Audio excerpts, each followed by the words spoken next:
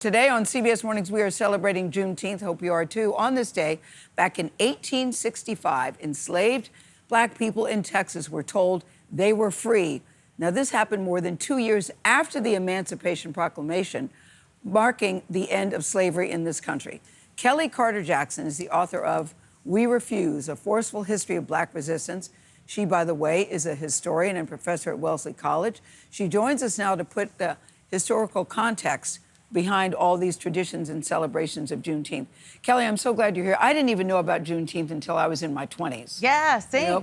I didn't know about it until I went to high school in Texas. That's when I found out about Juneteenth. But now it's a national holiday, but it was actually an official holiday in the state of Texas as early as the 1980s. So people in Texas knew about it? Yes. So I can't help but notice you're red. It stood out to me because your mom is with you, and she has on red. Yes, so I'm thinking, does red mean something in Juneteenth? I don't even know about this. Yes, red is a special color. So red symbolizes sacrifice, bloodshed, survival, perseverance. And so people are always making red foods and red drinks, and everything that you should consume, there should be some red in it. And it's a wonderful way to sort of celebrate the day by wearing a color that, you know, sort of symbolizes those ideas. So red velvet cake, we've been talking about red velvet cake all morning. I love red velvet cake is a perfect example. I love to make red beans and rice. Anything that has red in it, strawberries, watermelon, red soda. I just learned about hibiscus tea because it has healing properties and is known for lowering your blood pressure and was a drink that enslaved people used to consume as well. So red is a big deal. And the black fist is one of the symbols of Juneteenth, but is also synonymous with activism. Yes. And activism is a huge part of Juneteenth. A huge part of Juneteenth. I mean, there are celebrations and there are parades, but I also think that this should be a day of reflection for us, a day that we think about what do we want the world to look like? How do we want to go from here? You know, what should progress look like? What should freedom entail?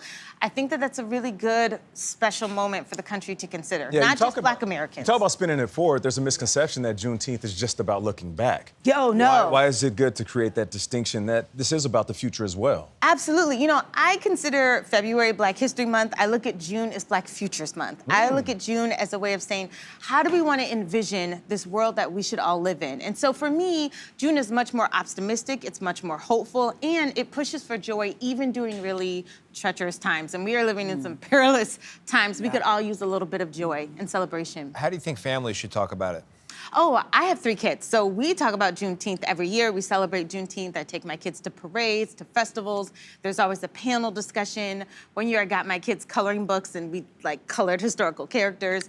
But for me, it's really important that my children know about the history of slavery, that what their ancestors survived, what they endured at an age-appropriate level. But we talk about this as a day of both dreams and delays because they waited 2 years to get freedom, but also delight because freedom is a wonderful thing. What about someone who isn't Black?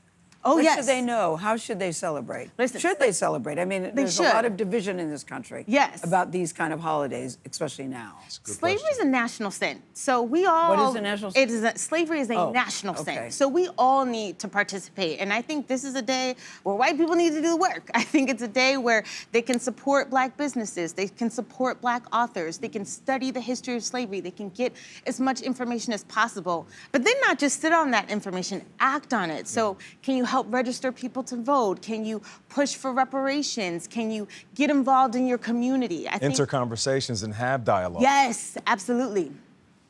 Juneteenth, we're talking about the colors of the flag, red, white, and blue. What's the history behind the flag? Because I always thought Juneteenth meant red, black, and green. Yes, and that's very, very Marcus Garvey, very UNIA. But there is an official Juneteenth flag. It is red, white, and blue. It is based off of the Bonnie Blue flag, which was actually a state Texas flag that was sort of a Confederate relic, if you will. And so they revised that flag by adding on a larger star. It's a supernova for new beginnings. There is sort of a red horizon that's covering over the star for also the promise of a better future. And the red, white, and blue is because if you are descendants of slaves in this country, you are American. And so it is a way of really reclaiming Black American heritage. Well, Kellie Carter Jackson, thank you so much for joining us. We appreciate you. You look great today. Thank you. Thank you. Likewise. Hey, Mama.